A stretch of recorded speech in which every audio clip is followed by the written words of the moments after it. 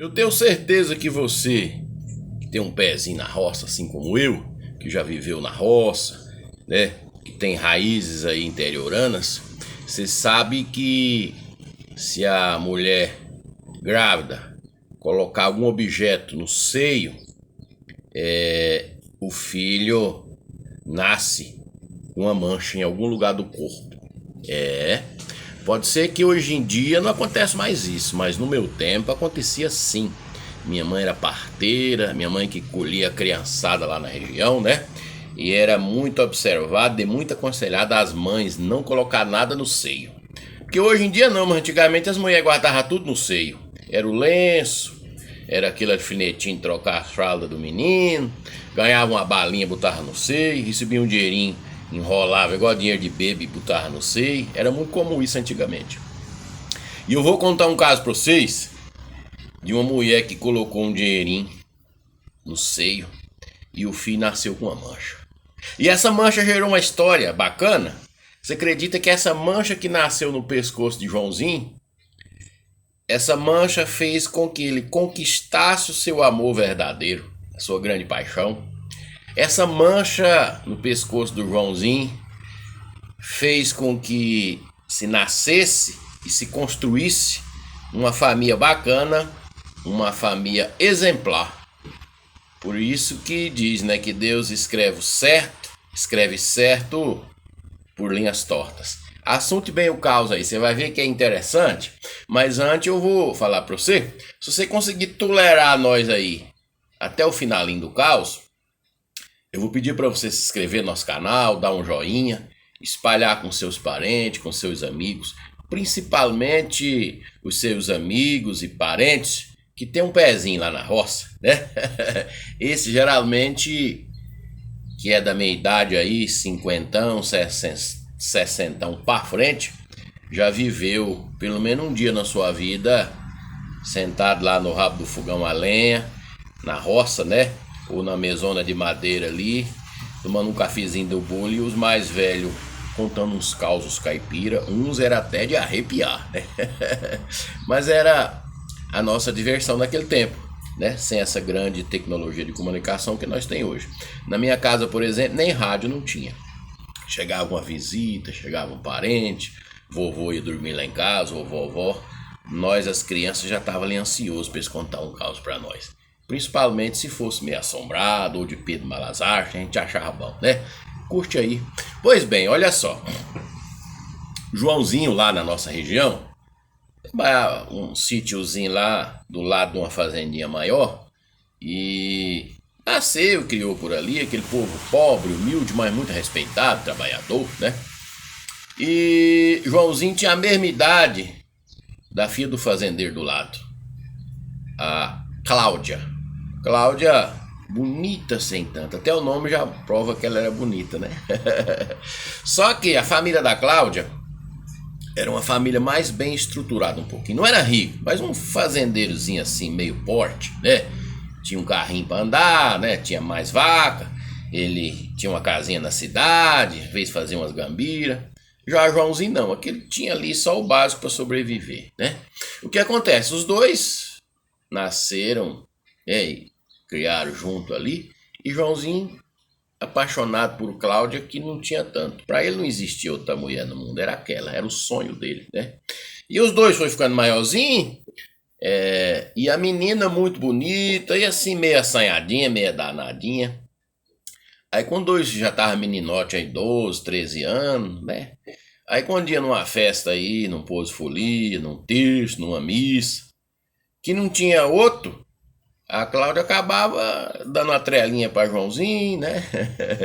Deixava ele pegar na mãozinha dela, né? E aquilo alimentava a esperança do rapazinho de casar com ela, né? E isso, o tempo foi passando, os dias foram passando, e aquele jeito, né? Quando não tinha outra, ela dava uma trelinha para Joãozinho, né?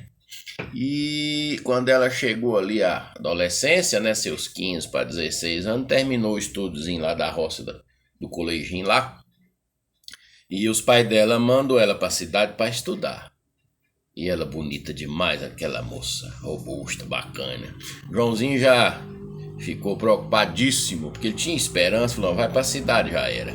E naquele tempo era o seguinte, meu amigo, a mocinha da roça bonitinha vinha pra cidade, e na cidade tinha aqueles filhos dos comerciantes, aqueles rapazes que se vestia bem, bonitões, nos seus comodoros, né? Nas suas Brasílias, nos seus Fusca, nos seus Chevetes, com um sonzinho dentro, caba bem vestido, perfumado, esperto. Jogar uma mocinha da roça no meio daqueles cabos ali é igual você jogar um punhado de arroz no poço por lambari. Come mesmo. E com ela não foi diferente. O pai dela botou ela na casinha dele lá na cidade, né? E eles iam só no final de semana. Na primeira missa que ela foi lá de tardezinha, cidade interior, quando terminar a missa, o povo vai pra uma pracinha, assim, se reúne, né? E naquele tempo, esses caras dos carrões ficavam dando volta em volta da praça, assim, procurando uma vítima. Primeiro dia que ela foi, um cabo de um Commodore lá encostou. Bom de papo, bonitão, cheiroso, pá, matador direto. E depois ela ficou com uma certa esperança e tal, e o cara nem mais quis saber. E ela, por ser meia danadinha, isso acabou acontecendo com ela, né? No cara do Chevette, do cara da Brasília, do cara do Fusca. Todo mundo acabou pegando ela, rapaz. E ninguém pegava uma vez, no outro dia não queria nem saber. E ela já bastante decepcionada com aquilo, né? E olha só o que aconteceu, rapaz. Você acredita que passou um mês e nada do nada do trem baixar.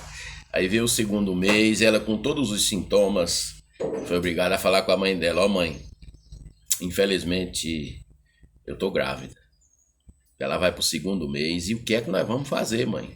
Abortar nós não vamos. Também não tinha recurso, ela também não tinha coragem para isso, que era uma menininha meio servengonhazinha, mas era uma pessoa boa, de fé, de religião, né? De princípios. Aí a mãe dele, minha filha, e agora? Porque naquele tempo era o seguinte, se a mulher engravidasse antes de casar, paria o menino, acabou. Ela era excluída da sociedade. Ela não podia frequentar uma casa que a mulher não deixava chegar perto do marido. Os rapazes desprezavam, né?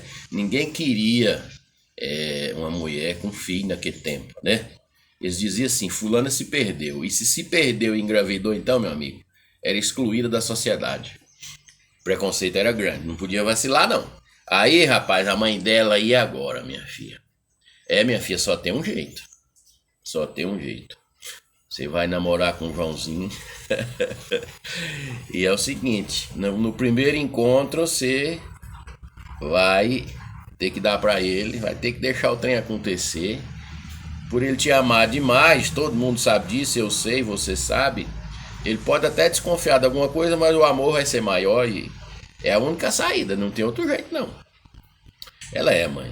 Eu gosto dele e tudo, ele é gente boa demais, mas não é o grande amor da minha vida, não. Eu queria um homem diferente, igual aquele do Commodore, aquele do Chevette, aquele do Fusca que me pegaram. Homens bonitos, perfumados, sabidos, mas infelizmente nenhum deles, depois da noitada de namoro, nem bom dia me deram mais, fazia de conta que eu não existia lá na cidade. Mas tudo bem, mãe, se é essa a saída, né? Aí o final de semana, em vez dos pais ir pra cidade, foi ela que veio, né? Ela que veio e já marchou logo lá pro rumo da casa de Joãozinho, rapaz. E já começou a dar uma trela maior pra ele, e ela artilosa, né? Já ficou lá até mais tarde um pouquinho, disse, ó, Joãozinho, tô com medo de ir embora, você me leva pra atravessar o Ribeirão e me leva até lá perto de casa e tal. Foi batata. Ela fez um teatrozinho ali na hora do pega pra capar e tal, né? Joãozinho emocionado e feliz demais, e debaixo de um pau d'óleo lá o trem aconteceu, né? Aconteceu e aí já se apressaram o casamento, né? Os pais dela já veio conversar com os pais de Joãozinho, ó, aconteceu isso e isso e tal, e agora nós temos que apressar o casamento, porque ela pode ter se engravidado, tal e tal, e ajeitaram ali, rapidamente se casaram. E Joãozinho feliz, dos mais felizes do mundo. O amor dele era tão grande que não deu espaço para ele pensar que ela poderia ter armado contra ele, né? O amor dele era tão puro e tão sincero e tão bonito que não deixou ele desconfiar. E quando a desconfiança vinha, o amor era maior, né? E passava. E a Cláudia era aquilo que ele tinha pedido para Deus. Ele era uma família religiosa, né?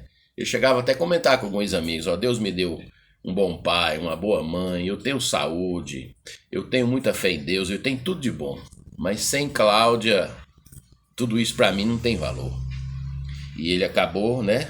Um caminho meio torto, mas chegou ao casamento com a Cláudia. Agora vamos aos fatos da questão da mancha. A mãe de Joãozinho, quando estava grávida dele, ela foi na cidade vender uns queijos, pegou o pacotinho de dinheiro, embrulhou e botou no seio. Botou no seio e Joãozinho nasceu com a mancha no pescoço aqui, ó. No pescoço. E você acredita que nasceu uma menina.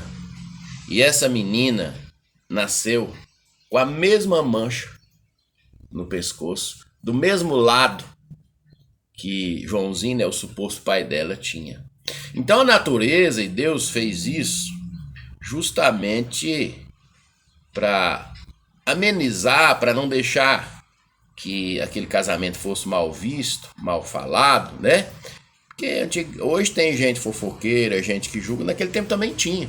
Então o pessoal, a menina foi pra cidade, sei lá o que ela fez por lá, hein? Voltou e casou ligeiro com o Joãozinho, ela nem gostava dele nada. Então essa conversa rodou, né? Mas Deus e a natureza, né? Quem sabe a Clara também não botou um dinheirinho no bolso, no seio, né? Do lado esquerdo, para poder... o que se soma, né? E o que se tira de proveito, né? E que Deus e a natureza é perfeito, que ali nasceu uma família, nasceu uma grande família, né? Nasceu-se um amor entre os dois, né? Talvez o de Joãozinho por ela era maior, né? Mas mesmo assim se formou uma família, tiveram filhos, netos, bisnetos, né? E se formou uma grande família, uma família exemplar, né? Uma família que deu bons exemplos ali para a região, né? Eu cheguei a conhecer alguns parentes dele, como eu ouvi a história dos meus avós, dos meus bisavós, eu também cheguei a conhecer, né, pessoas oriundos desse casamento, né, do Joãozinho com a bonita Cláudia. E até hoje, né, existem algumas pessoas, alguns parentes desse povo lá ainda na minha região. E até onde eu conheço são tudo pessoal, gente boa, trabalhador, honesto. Então o trem que era para dar errado, tinha tudo para dar errado. Não é que Deus botou a mão e o trem deu certinho. É desse jeito. Onde Deus coloca a mão, onde a natureza coloca a mão, meu amigo, não dá errado não. Por isso que todos os seus projetos, às vezes você acha que é quase impossível, às vezes você acha que não é merecedor, coloque nas mãos de Deus. Seja um problema financeiro, um sonho financeiro, seja um sonho amoroso, seja um sonho de fé, né? Independente do que seja, coloque nas mãos de Deus com fé, que às vezes o caminho é meio tortuoso, mas aquilo que você pediu vai chegar nas suas mãos, não tenha dúvida disso. Bom dia para todos.